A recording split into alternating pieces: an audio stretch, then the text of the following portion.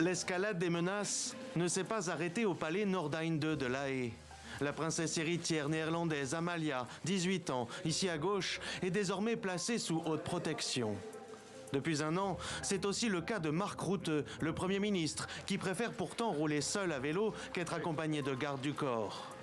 Mais l'assassinat en juillet 2021 du célèbre journaliste d'investigation Peter de Vries dans une rue fréquentée d'Amsterdam a fait l'effet d'un électrochoc.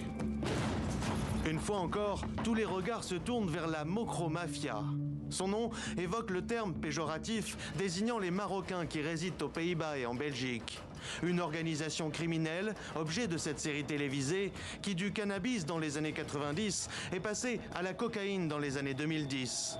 Des pays producteurs jusqu'au port de Rotterdam, mais aussi d'Anvers en Belgique, elle contrôlerait un tiers du trafic de cocaïne en Europe, faisant de cette zone la principale plaque tournante à destination du continent.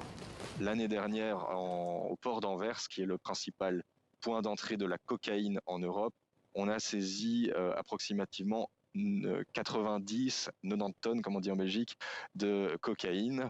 Ça représente à la revente 4,5 milliards d'euros. En Belgique aussi, la Mokromafia et les gangs associés sont pris au sérieux. Il y a moins de 3 semaines, le ministre de la Justice se trouvait menacé d'enlèvement et 3 hommes étaient interpellés aux Pays-Bas. Depuis un an, de vastes opérations de police ont permis de démanteler en partie le réseau, donnant à voir le fonctionnement de la Mokromafia.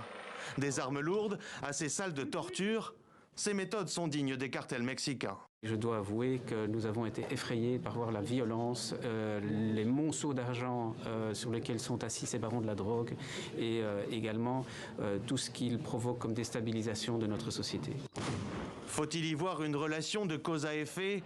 Le chef de la Mokromafia, Ridwan Tahi, est actuellement jugé avec une vingtaine d'autres membres de ce groupe ultra-violent dans une enceinte sécurisée de la banlieue d'Amsterdam, dans un climat extrêmement tendu.